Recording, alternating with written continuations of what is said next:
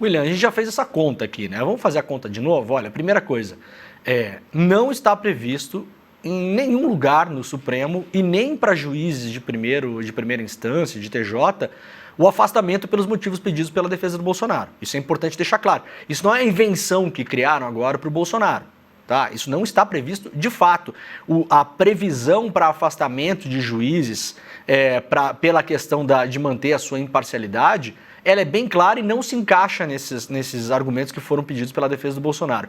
A conta que a gente fez, William, você vai lembrar, é o seguinte: a defesa do Bolsonaro poderia alegar várias coisas para afastar juízes desse julgamento. Então, o Dino foi ministro do Lula e fez uma ação contra o Bolsonaro lá em 1900 e bolinha. O Zanin foi indicado pelo Lula e era advogado do Lula. O Moraes é a suposta vítima dessa história. O Fachin foi indicado pelo Lula, ou pela Dilma, não lembro, né? O Fux também. O Barroso também, todos indicados pelo PT de algum modo, né, também. O Barroso também. Aí a Carmen Lúcia também, né. Os únicos que sobrariam, que ficariam fora, William, a gente fez a conta, seriam Gilmar Mendes, que está lá antes dos governos petistas, o Cássio Nunes Marques, né, e o André Mendonça. São os três, né? Então, na prática, a defesa do Bolsonaro, ele estava querendo ser julgado por 3 ministros, basicamente os 3 que eles escolheram, né?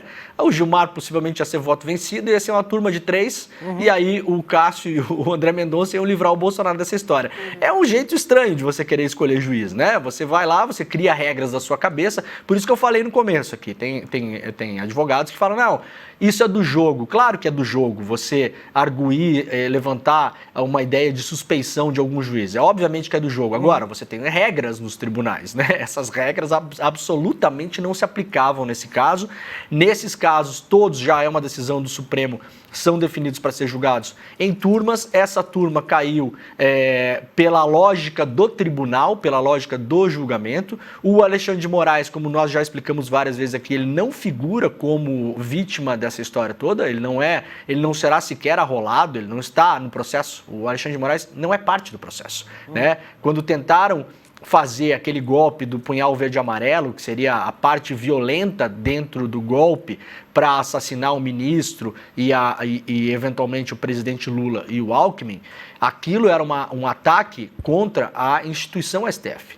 Não contra o ministro Alexandre de Moraes. Veja, há diferenças. Lembra daquela história de Roma, que o rapaz lá atacou o ministro no aeroporto, aquela história toda, que teve uma desavença no aeroporto, o Alexandre de Moraes estava lá pegando um voo, e aí uma família, né, um rapaz e o pai, eu acho, né? Isso. Acabaram tendo uma discussão com o ministro, aquela coisa toda. Naquele caso, a gente ouviu aqui, aliás, vários dos mesmos juristas que falaram que agora não se aplica o afastamento de ministros, naquele caso falaram, neste caso se aplica, porque neste caso, obviamente, ele é a vítima direta. O ataque foi diretamente ao ministro. E o caso acabou de uma maneira diferente, né? Então, não funcionou, não deu certo. A gente passou já da fase, William, das primeiras tentativas de melar o processo. Já não colou. Então, os ministros estão mantidos, o julgamento será na turma, o horário está marcado para a semana que vem, na terça-feira, de manhã e à tarde, e na quarta-feira pela manhã. Muito possivelmente na quarta-feira da semana que vem, nós já saberemos se Bolsonaro torna-se réu neste processo da tentativa de golpe de Estado. Lembrando que agora, nessa primeira leva, digamos assim, será decidido o futuro de algumas das pessoas, não são lá dos 30 e tantos, né? São 37, se eu não me engano, né?